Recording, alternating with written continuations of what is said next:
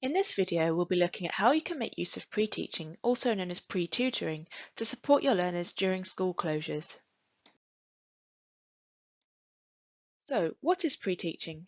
Pre-teaching essentially means providing your learner with key language support before a lesson so they can access the lesson content more fully. For example, you may have a history lesson next week where you want your learners to focus on particular content. However, there may be words, phrases, and sentence structures that are key to your learner understanding the content or doing the task that your learner does not understand.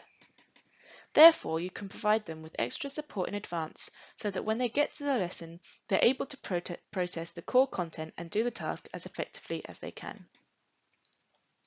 This is particularly useful for learners at bands A, new to English, B, early acquisition stage, and C, at the developing competence stage. So, how do you pre-teach during homeschooling? Pre-teaching in a normal classroom environment would usually involve giving a learner something to do in advance of the lesson. However, in a homeschooling environment, this may look a little different. Instead of giving the learner language content to look at a few days before the class, you may simply add the pre-teaching task to the beginning of your main task.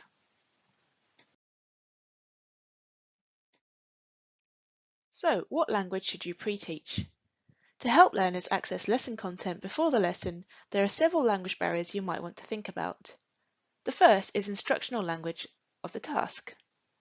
This is the language that learners will need to understand in order to access the instructions. For example, put a cross next to, tick, draw, and match something to something. It's important to consider that this language isn't always isolated words. For example, match something to something. Keywords here are match and to. To find out more about giving instructions, watch the video guidance on giving instructions on EAL Nexus. The second area to think about is subject-specific vocabulary. This is vocabulary which is unique to that subject.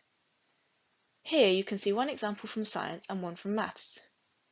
Again, this involves not only individual words but phrases or groups of words. For example, helping your learner understand that multiplied comes with the word by plus number. Also, square number is one unit of language, as the meaning of the words together is different to the meanings of the words separately. The third area is general academic vocabulary. This is vocabulary including words, phrases, and groups of words that allow your learners to express themselves in a more academic way. For example, obstruct is the academic equivalent of get in the way of, and create is a more formal and academic equivalent of make. Again, we can see here that this involves teaching groups of words, e.g. pre-teaching the word according would not be enough as it doesn't ever appear on its own. Instead, you would need to teach the phrase according to. Your lesson content may also include culturally specific references that will need to be pre-taught. However, it's important only to do this if your learner needs to understand these references in order to understand or participate in the lesson. If the cultural reference is not integral to the lesson focus, you may want to consider omitting it from the lesson altogether so as not to distract the learner, particularly for bands A and B. Here's an example. It's also important to think about other everyday language in the main lesson that learners may not know. As you can't pre-teach everything, consider the key words and phrases that might cause difficulty that are integral to understanding key lesson content.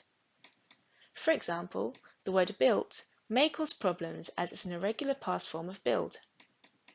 Turn back is a phrasal verb, that is, a verb and a preposition or adverb, and learners may not recognize this as one unit, instead thinking of it as two separate words. Face is also particularly problematic for learners in this example, as they probably won't have seen it used as a verb before. It's also good to look for language barriers in terms of grammar, sentence structures, and functional language. Functional language is the language needed to perform a function, such as justifying, e.g., the reason I believe this is. To support your learners with this as part of the lesson, you may want to look at the Great Ideas page on Nexus, especially looking at modelling, scaffolding learning, speaking and writing frames, and substitution tables. There is also a recorded webinar of substitution tables on the Bell Foundation website. So, in summary, when thinking about language to pre-teach in your lessons, you might want to think about instructional language, subject-specific vocabulary, general academic vocabulary, culturally specific language, and unknown everyday language. Remember to pick up key language that is integral to understanding lesson content. So, what next? To find out some ways of how to pre-teach the types of language that we've looked at here, watch the video titled Pre-teaching Part 2.